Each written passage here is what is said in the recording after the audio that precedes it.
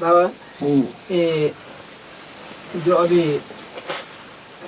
बाबा ने रमेश भाई के बताया ना बाबा, जो डिपार्टमेंट के बारे में, उसका क्या क्या अर्थ है वो उसका? जो रमेश भाई ने तो बाबा के रहते रहते ही सारी संस्था को अपनी मुट्ठी में कर लिया था। बाबा ने मुरली में मना किया है कि हम अपनी संस्था को रजिस्टर्ड नहीं कराएंगे गवर्नमेंट से। ये ईश्वरीय संस्था है, हम आसुरी गवर्नमेंट से इसको रजिस्टर्ड क्यों कराएं? फिर हमें उसके अंडर में चलना पड़ेगा, जबकि हम अपनी तन मन धन की मेहनत से अपने लिए कर रहे हैं।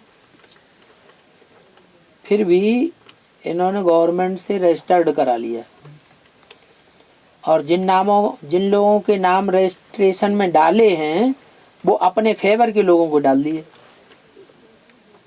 कुमार का दादी, गुलजार दादी और उषा बहन और 2-4 और ऐसे ही लोगों के जिनकी आपस में संस्कार मिलते थे, उनके नाम डाल करके वर्ल्ड रूरल ट्रस्ट के नाम से एक ट्रस्ट खोल लिया, उसको रजिस्टर्ड करा लिया।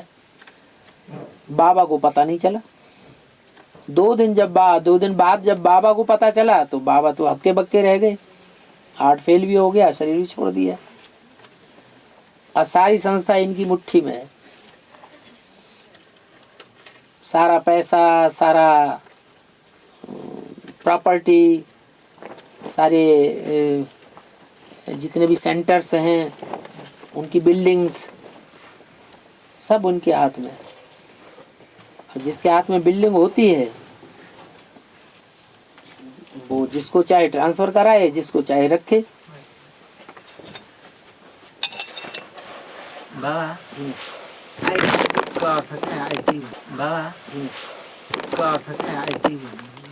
इनकम टैक्स, इनकम टैक्स तो पकड़ता रहता है, सारा हिसाब किताब इन्हें देना पड़े।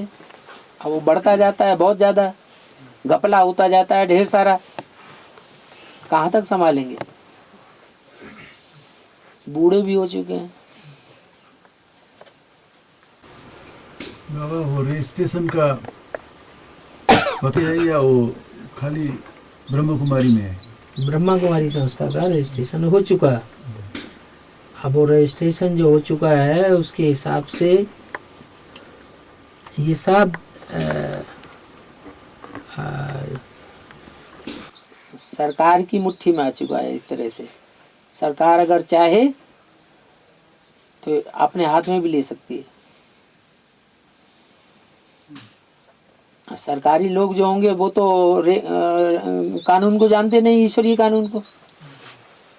वैसे भी वो आसुरी संस्कारों की तरफ बढ़ते जा रहे हैं। बाबा के मुरली के पॉइंट तो किसी को याद भी नहीं है, मुरली के आधार पर चलते भी नहीं है।